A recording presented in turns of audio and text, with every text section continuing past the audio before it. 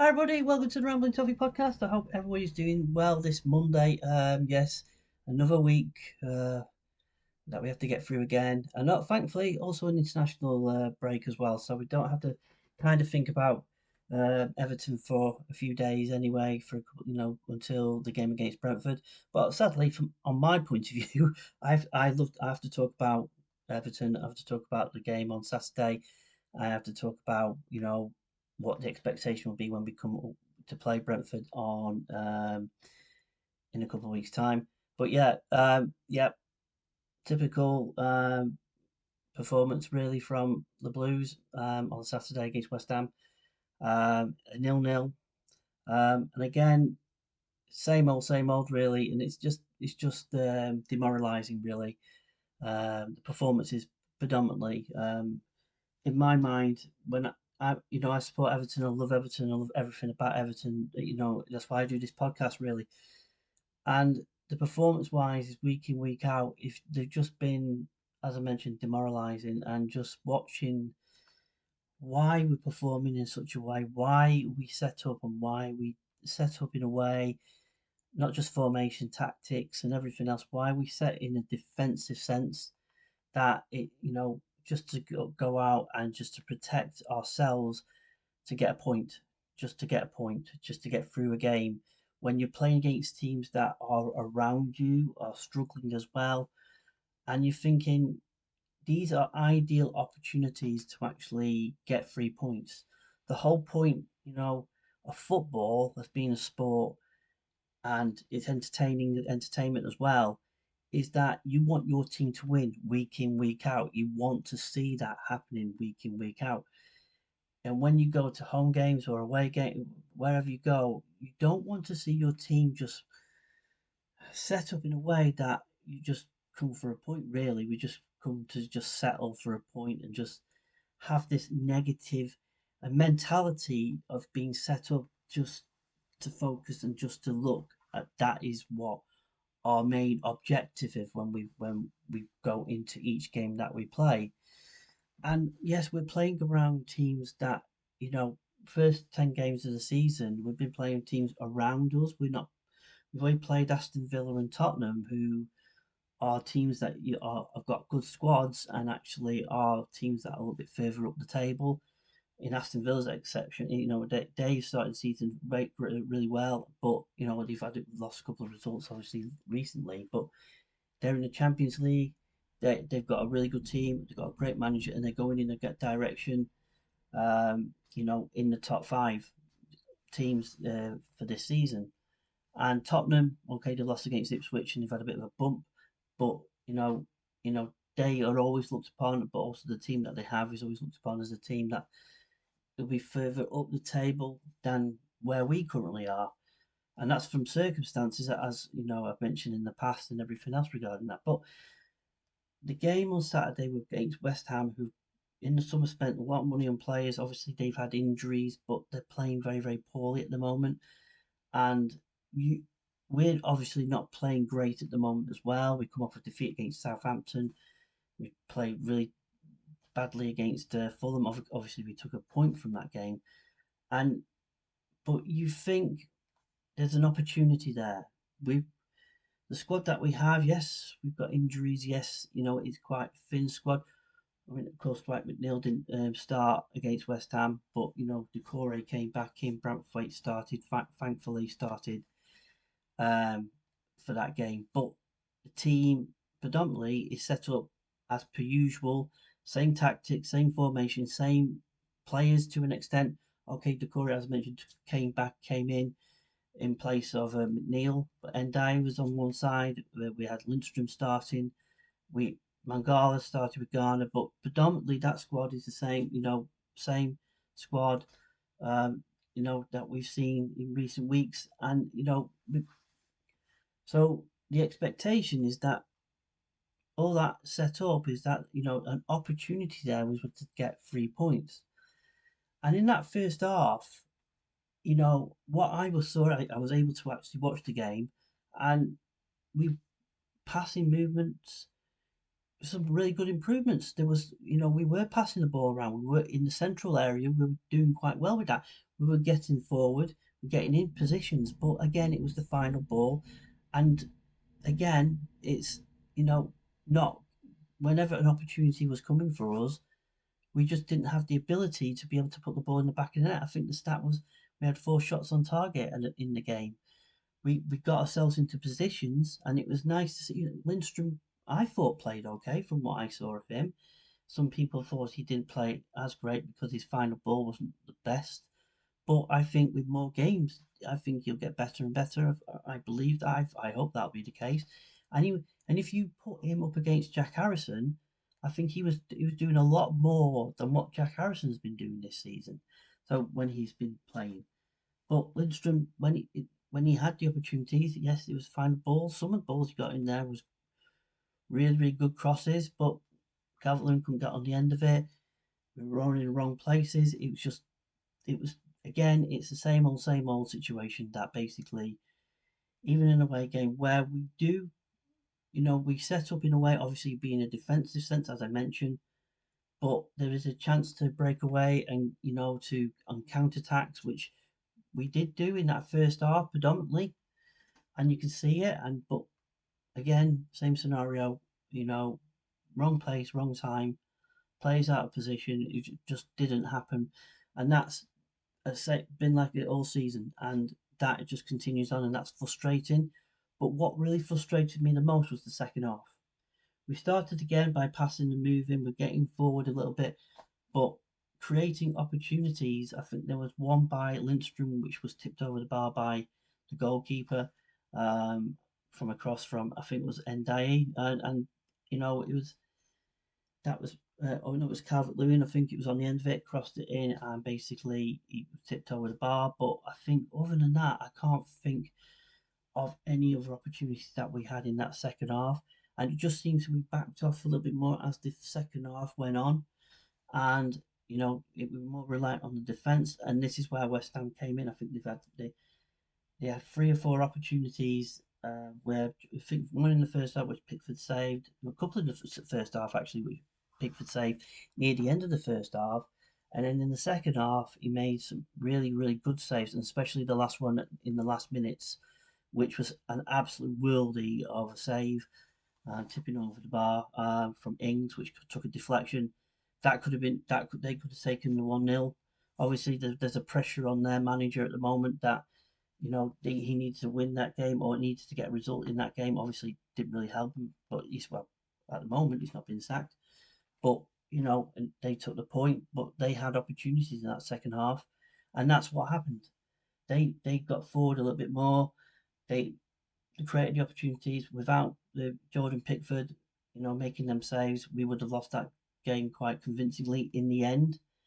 There was some good stuff, as I mentioned, in that first half. There were bits and bobs that you can see, but it wasn't enough. And then we do like for like again, back to good old game management from Sean Dyche. I try to be as respectful as possible and trying to see what he's trying to do, trying to understand the decisions that he's making. He obviously brought Harrison on, I think for Lindstrom. He brought Beto on for Calvert Lewin. It was like for like, and just didn't have any kind of an impact. Beto is playing it in a position that is not Dominic Calvert Lewin. He's not that target man. He basically plays off a strike, he plays off somebody. He likes the ball getting forward so he can get his pace and get forward and go after defence in that way. He's not Dominic Calvert Lewin. And Dominic Calvert Lewin, the reason why I think he gets picked is because despite the fact that he's not scoring goals at the moment, he can still get knocked down. He's still the best player that he can have up front for scoring, for getting the ball down and actually trying to get the players in and doing that shift and doing that work. But in the middle and the opportunities for him to score goals, he's not doing that at the moment. So it's a bit disappointing. But we've talked about this before. Why couldn't you just decide bring Beto on with Calvert Lewin? Go 4-4-2. Just change it up. Take the core off. Go with a 4 across. Keep Lindstrom on. Try something different. it may not work, but you have to try it. I know he's tried it. I think in the first season he was at the club, I think he tried it a couple of occasions and just didn't work on them occasions. But on this occasion, it's just like he's not. It, it's worth a shot. At the back, it seems to be as we went on the second half. Okay, Jordan Pickford made them saves. It could have been a result for West Ham, but Tarkowski got a bit better and more comfortable with having Branthwaite next to him as the game went on. And I think his performance level got a little bit better and he felt a little bit more happier, a little more confident that Jared Branthwaite was back in the team. And it seemed to help the defence a little bit more. Yes, you could say, well, it was a clean sheet. It could have been, it might have not been the case, but we come away with a clean sheet. We come away with a point. We move on to Brentford. But performance was a mix. It was bits. It was itty and bitty, and it wasn't. For me, the fans who went down to Southampton watching that game, it was better than Southampton. It was better than the Fulham game. Anything was better than the Fulham game. There were good little bits here or there, and I'm trying to see for positives. And there were good things in that game, and that we can take forward. But but the game management and back to Sean Dyche, it, it's still same old, same old. We need to win football matches. The whole purpose of supporting your team and supporting your club and wanting to, you want to see your team win. You want to see your team play well. You want to see. So there was as in that game, the little bits of performances which were okay. They weren't spectacular, but they were okay. But we're in November. We're going in, we're on an international. We're going into a period where we've got Brentford coming up. We've got Wolves as way as a home game, but Wolves, and we've got a terrible, terrible period in December where we're playing all the teams at the top end of the table currently. We're playing, Manchester United, Man City. We're playing Liverpool. We're playing Chelsea. Playing Arsenal. I think we're playing Arsenal as well. I can't remember, but we're playing all those teams throughout that whole period. And for a club that's in the position that we're currently in, we need to make them count. We need to get results against Brentford. We need to get wins. We need to be going into December a little bit further away from the relegation places and actually feel okay that December is not going to impact us as much. But if we go into the game and we continue to play the negative way that the manager is setting up with the team, and this is at home, with the team, with the formation and tactics, and going like for like, and not trying to be different, trying to do something proactive in a game. He can still stick with the way he plays the game, but what he has to do throughout it is to try and be proactive. If things are not working, do something different. Put Ndai in a number 10 role. Put McNeil if he's back. Put him in on the wing again. Try, the Corey just sits out this time. Go 4-4-2. Try something. Why do you play three centre backs? Three centre. Try that. Three, and then your wing backs can get further forward and do something a bit different than that. An opportunity to get Beto and Calvert-Lewin in there. Try something different. But that's just coming from a fan. I don't get paid the millions of pounds to each, to set this team up. Why should I accept what same old that we just set up to actually the first thinking, to make sure that we don't lose this game. That's the main thing. That's the focus. Do not lose this game. But what the mindset and the mentality, sadly, these players, I just think that these players are football players like every football player, professionally, amateur, whatever, it doesn't matter, want to go out there and win football matches. They want to score goals. They want to play well. They want to do that. That's what they want to do. That's what they want to do as footballers. But if your manager and your coaching setup are saying to you mentally in your head and telling you, you are going to have to we're going to set up this way, and you're going to have to stick to what you do. stick to your role, what you've been given to do. So basically, if we are on a counter attack and we've got an opportunity, get forward. But as soon as it breaks down, you get back into position and focus and make sure that they are not going to get the opportunities and that we are set up strong defensively. But the problem with this season that it's not been working because okay, Bramford's been out injured and we've had Michael Keenan who's played okay, but we've had injuries with obviously with Seamus Coleman and with Patterson being out for a length of time. You've had Ashley Young playing that position who's been playing okay and he's been fine and that's great for him and I'm no criticism on my point. You've had but Mikalenko has been struggling and he's been struggling a lot and he's been giving the ball away. Even against West Ham, he was giving the ball away and he's the weak link within that defence as well. I mean, everything's going down that way. And then Dye has been helping him immensely when he's been playing in that position to support him as much as he possibly can. But he's been poor this season, Mikalenko. He's not been, the one-on-ones with players. He's always been great at that, but in positional play and everything at the back, he's not. He's not been performing well, and that's your weak link. But predominantly, it's been weak throughout the whole of our defence in one form or another because players have been injured and they come back in, and we've not had anything really settled. But and we've been leaking goals. We've been leaking goals every game except for obviously West Ham game where it was like a clean sheet that we needed. But hopefully that might help as we go into the Brentford game, and that defensively we're going to be okay, strong wise. But I would like the players that like Ndai, who in his mind he wants to get forward, he wants to be creative, he wants to score goals. I would guess Calvert-Lewin wants to go up there, he wants to score goals. He's not doing that at the moment. You've got Lindstrom, he wants to score goals. You've got your midfield, everybody, the opportunities like, when McNeil's there, he scored goals. He's done it early in the season. You know, that's what they want to do when they get the ball. But they're being set up in a way that they're not being restricted to actually, they have to focus on their defensive work more on their attacking work. And it's getting that balance right, but it just doesn't seem to be working. And if we go into the game against Brentford and we go out there and set up in that way and just focus on that and just be more, cautious and back, make sure that we're all in the right places and right positions, that we're not going to, lose a goal, that we're going to be set up defensively. I just don't know. There's got to be a balance there that you have to play it, but it's just the same old, same old. As I mentioned before, we still launched the ball to Calvert-Lewin.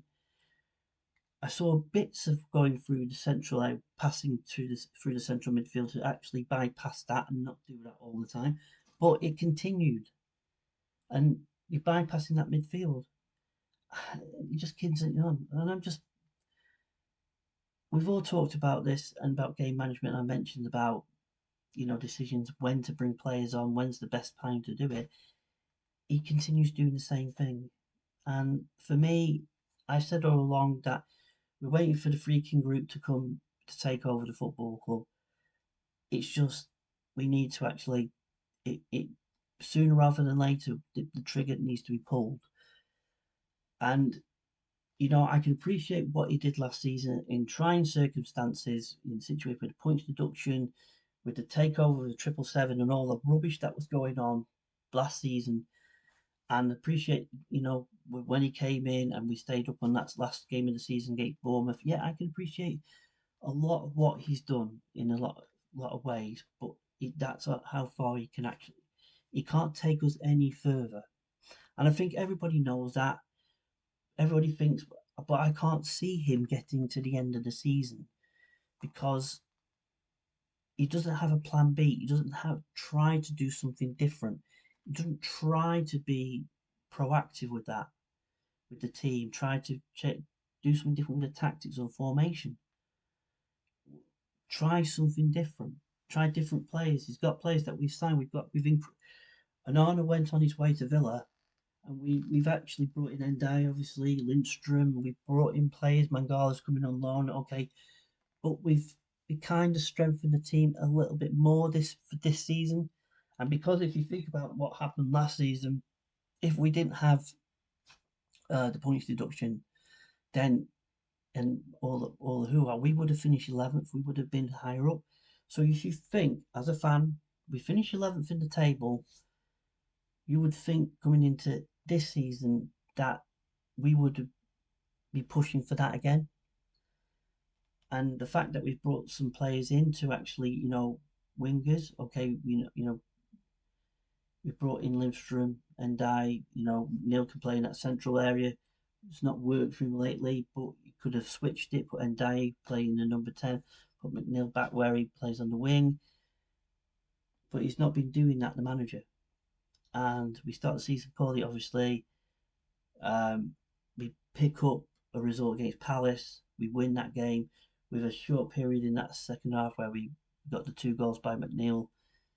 We then look, but then we were unbeaten, yes, with draws, and we were unbeaten for a period.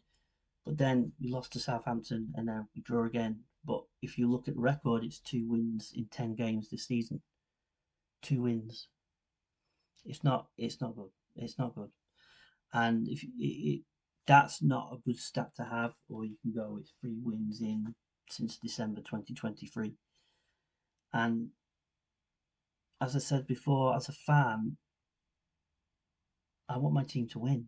I go to Goodison to watch my team win football matches, not to draw football matches, or not to see my team look like they're just set up just basically to just want to take a draw, or what the manager wants you to take the draw, and focus more on taking the point, making sure that we don't lose, and focus on not losing. Where I'd rather take risks. If we lose and we play fantastically well and we score goals, but we lose, I can be a little bit. I can just say, well, at least we tried, and at least we played well enough that I think if we play like that next week, we'll get the rub of the green, and we'll may get a win the next week. But you have to be, that's the mindset that I would like to see. But he's very cautious, and he's shackled himself, and he just want to let go, and he's shackled the team to not let themselves go and let them be imaginative and be creative and do the things that they want to do for the whole 90 minutes. Because if you want, and he wants to go up there and do that throughout the game. He wants, the thing is, the biggest thing is allowing Harrison to play on the left. He's been playing on the right a lot of the time, and he's left footed. Give it, maybe that's the reason why he's not been playing really well, because he's not been given the opportunity to play in his preferred position, and he's just in any opportunity to play, he's going to play on the opposite side of the wing, and that's where obviously Lindstrom's there, who is the right-footed player. He's right-footed, and his natural position is there. So it's just a lot of things. It's just a lot of things, but all we can do is just hope and wait. Hope is everything. Hope is an eternal. That we can go into Brentford game, that we can put in that kind of performance, that there is a change, that we are a lot more attack minded, that at home specifically, get the fans behind you, behind the team. But you know, from my point of view regarding Sean Dyche, is that it's just a matter of time when you pull the trigger. It's down to the Freegans. At the moment, if you've seen it's quite. There's a lot of issues going on at Roma where they own the club there. Why have I said it like that? Where Roma, where they sacked the most popular manager they had, Del Rossi, and obviously the ultras there, kicking off these demonstrations, protests, and all sorts of stuff regarding that. But if you think of why they made that decision, because of the record he had. I think it was 1 win in 14 or something like that, and they had to make that decision. And they were critical. I'm defending them in a sense. If they were manager Everton, if they're owning Everton at this moment in time, and they saw the record that Sean Dyche currently has, he will not be here. He'll be gone. And at the moment, maybe it's because we're waiting for approval, that they're waiting for that moment. I don't on that front, but the things that at Roma, they're bringing a new manager, three wins in 12 or something like that, and he had to go because they lost again at the weekend. And they're now looking for a third manager this season. And when you look at that and you think about Everton under Mashiri and the amount of times that he sacked the manager and brought in a new manager, it's all been on him making that decision. If you think, but there might be a little bit of a difference. The only difference I'm going to say, I'm defending it, but defending what Freakins have been what they're doing currently. Um, in our sense, is that he's made decisions on managers that have not been right for the club and have been poor choices or poor decisions by them. It should have been done by a director of football at the time. They should have been the ones who know the football and should have been the ones that making the decision on the manager. I think the only one that kind of excited everybody was obviously Ancelotti, um, but Ancelotti is a manager that needs to be in a team. We were all right. That's remember through the COVID period and that sort of fact. We saw what was capable, but he needs to be in a team like Real Madrid or but the top clubs where the players he wants are the best in the world at what they do, and they are going to come to. Can't do that, at Everton. Our structure was not set for that. Um, Hopefully, when Freakins come in, and hopefully some further down the line, when we start to hopefully grow and in, improve and get better, hopefully we'll be a team like that as well. But that's way off. That's probably you're looking 5 years down the line before we even look at any kind of being a club that size. And I don't even know if we'll ever be a club like that, like a Real Madrid or a Barcelona, or a club that basically can spend. Man City as an example, where you can spend, players, their salaries and massive salaries, massive fees, and everything else.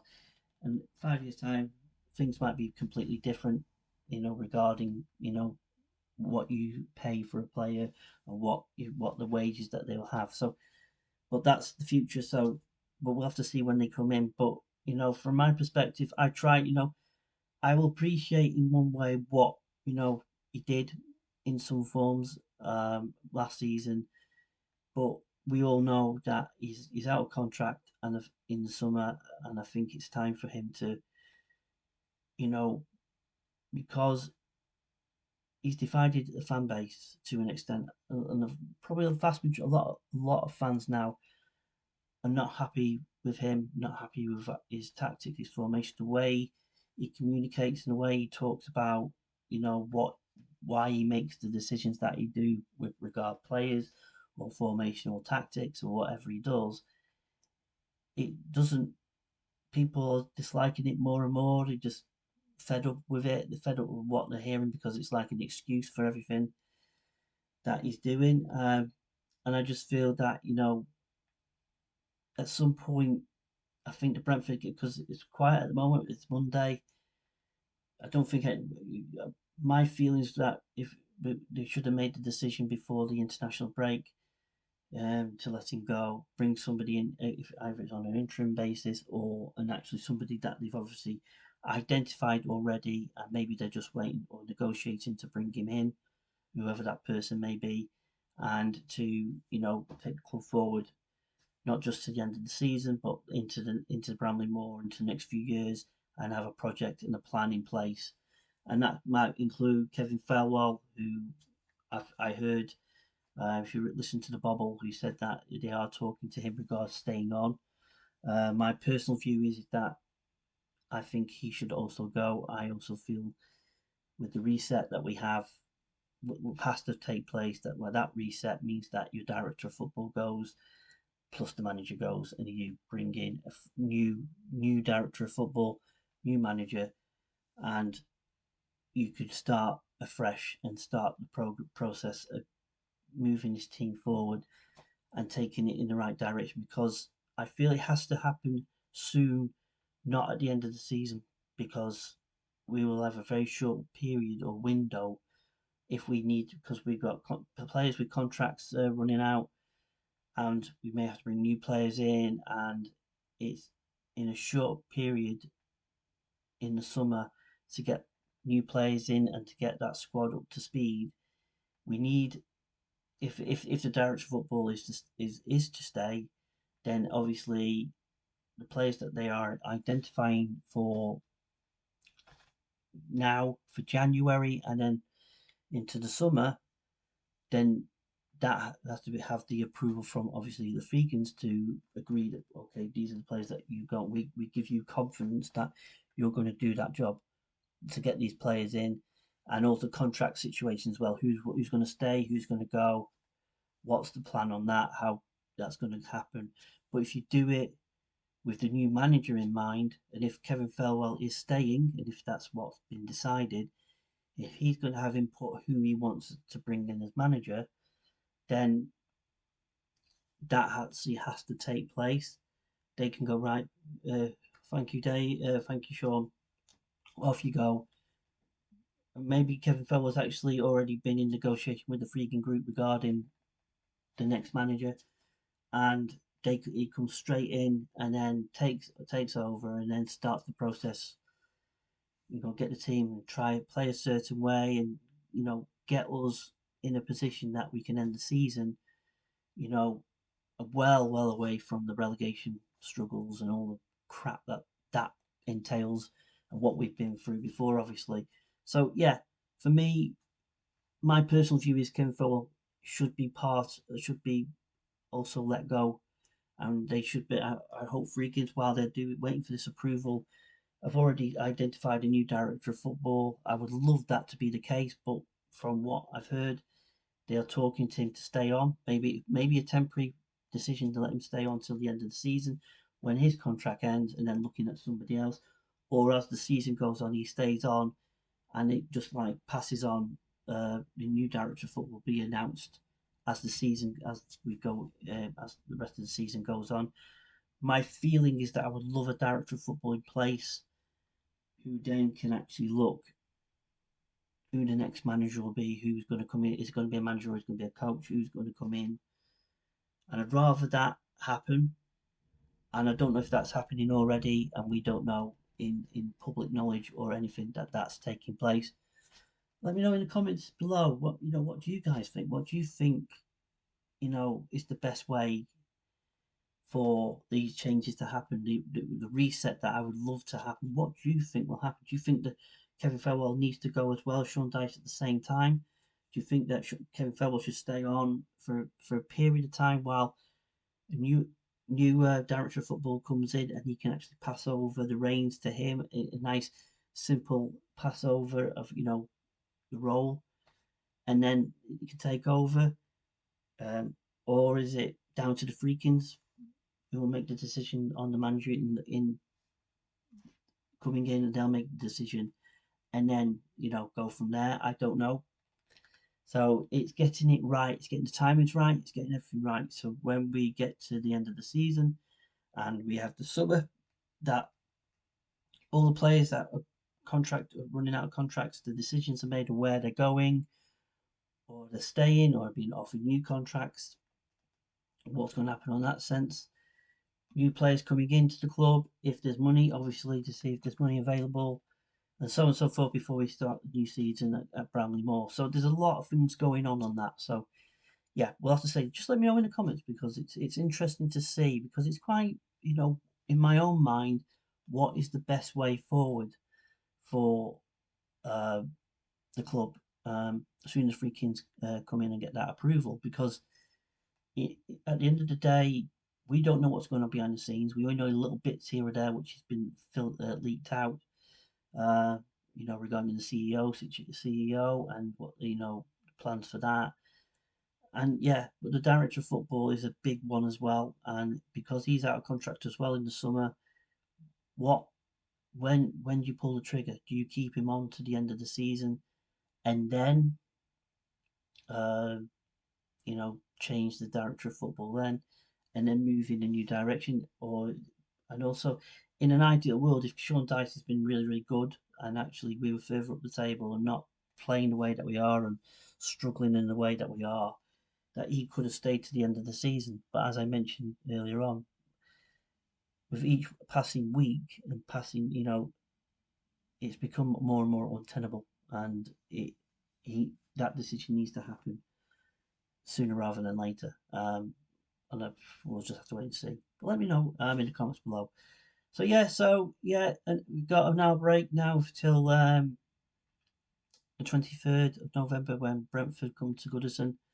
Um, it's going to be a tough game because Brentford are a good team, and I just hope, as we always do when we go to these games, as much as how we're playing at the moment, as much as what the performances are like, we still have that hope in our heart that we can sit down and see our team win and play well and perform well, and we can have a good weekend and actually feel good about ourselves. That oh, we can watch match of the day basically. We can actually watch match of the day and enjoy ourselves, and not uh, the way things are currently.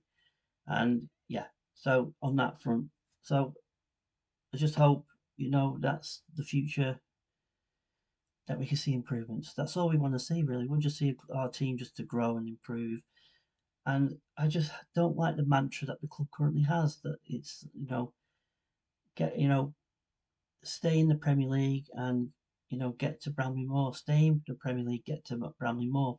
You should be on below, instead of Neil status Nisa Option, it should be stay in the Premier League and get in Bramley Moore, because that's where the attitude lies.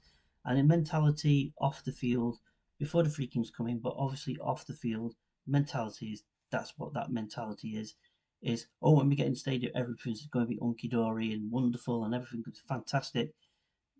On It's not. Yes, being in the stadium and being there is going to be fantastic to see your team, hopefully the Premier League, playing there.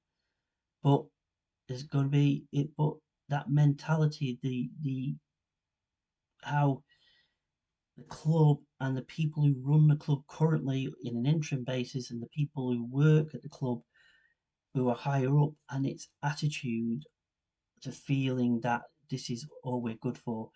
As long as we stay in the Premier League, we'll be fine. This is what it is. We just make up the numbers. And I'm an Evertonian that I supported the club since 1983. I've seen a great championship teams. I've seen some great players and everything else. I've enjoyed being at cup finals and seeing the team winning trophies and being that club. That's what Neil Satter's Nisa Optimum means. Nothing but the best is good enough. And that mantra is not there. It's just to survive and just to be like those clubs that come up from the championship. That the assumption is that to try, they'll come up. Oh, they're in the Premier League, and just hope that they can just stay in the Premier League and become an established Premier League club. But they don't think about wanting to win trophies, wanting to be higher up the table. They don't, or win, get into Europe. They just want to survive in the Premier League. And sadly, that's how the club feels at the moment. That's what it feels like, that the club just wants to survive in the Premier League, where all the money is and where everything is. And that's what it wants to be. And they just think that as soon as we get the Premier League, oh, we're just going to move and we're going to be great again. We're going to be fantastic again. That's not going to be the case. Could be in that stage is going to be fantastic for fans and everybody else, and players come into it and to play there. That's going to be fantastic. But it's all about the team, isn't it? And if the team's not well, not just basically focuses on just trying to survive and trying to survive to be in the Premier League, and not thinking forward and thinking wanting to be the best, thinking to want to challenge themselves to actually be better, a better team on the field. Because that's what I mentioned about Sean Dyche, is that he is a manager who just wants to keep the club in the Premier League. That's his job. That's what he's been told to do. That's his remit. And that's how he sets his team up that way. And that's why he sets things up. And it's frustrating for us as fans. And we're frustrated by what we're seeing week in, week out, because that's what we want. We want to be further up the table. And that's when we say, are these players good enough to be a team that can go further up the table? Are they championship standards? And it's things like that, you see, that. But I look at some of those players, and Dye's an example here, and McNeil, okay, he's been a little bit off the boil, but when he's on it, he's a really, really good player. And Dye's a good player. Lindstrom can be a good player. Calvert, we know what he's capable of, but he's not signing a contract, and we can all understand why he probably wants to leave the club now and not sign a contract, because what's going on the field, and the service that he's getting, because how it's been set up. It's set up to just basically not to lose. This is the team that's not to lose. But the sad story is, he's setting up and we're losing games because of it. And we may be coming away with draws here and there, but we're not winning foot. We are not set up as a winning football team to want us to win week in, week out. And we just want to be, get that bit of luck, that rub of the green where, Pickford's launch one and it flicks off Calvert-Lewin and it hits a defender and it comes out to Ndiaye and he just shoots and scores and just that's an accident and you just hope that that's what's going to be your winner and what you're going to get from it. Uh, that's the way it is at the moment. That's why I feel sooner rather than late that the manager has to go, and we need to get somebody who's proactive enough and has an ideas and ways that he wants to set this team up, not just to set this team up to want to win football matches and players that want to win football matches and be confident and happy and mentally want to win football matches, not set up to actually just want to not get beat, because that's where the mentality lies. It's just not to get beat and just to survive in the Premier League. Anyway, I can ramble on for hours now and then about this. So yes, just to mention before I go, today's podcast, I'm on Sky Blue like everybody. Most Evertonians are all seem to be flying over the Sky Blue app, which is very equivalent to Twitter, but it doesn't have the adverts and all the crap that comes from Elon Musk and Donald Trump and all the other crappy politics and all the shit that's on that application. I still go on there obviously because I'll be sharing this podcast on there, and there's still loads of mates on there that are still on there, probably not come to Blue Sky yet. But please go on there. There's no adverts. Loads of Evertonians all together in one big group, and we can just talk about football and and enjoy it and not get all these stupid like idiots who like troll you and throw abuse at you and everything else. You can actually have a good conversations about everything Everton, negatively or positively, whatever it may be, and not rip into each other like what's going on on Twitter at the moment. So I'm on Sky Blue. I'll put it in the my on in the description below on YouTube and also on Spotify. So you'll be able to find me on there. But yeah, again, thank you again for your support as usual with this podcast. Just listening and really appreciate your support, appreciate your feedback, appreciate everything that you were doing. I want to grow this. Hopefully, in the future, I want to grow this further to bring more people on. Like Mark Thomas came on the other week to talk about the stadium and everything else. And I want to bring more people on like that. And you guys, if you want to come on the podcast, let me know in the comments below. Let me know if you want to come on and we can set something up. It'll be absolutely fantastic talking all things blues, and it'd be wonderful to have you on. And then just go from there really. But yeah, thank you again for the support. So that's me signing out for today. I'll have a break next week, unless we have breaking news regarding the takeover or if something does happen with the manager. But I'll be taking a break next week and I'll be back for the game against Brentford for my review of that game and whatever else has been going on in Everton world. So on that note, this is the Rambling Toffee signing out, and take care, and I'll speak to you again soon. Bye bye. Bye.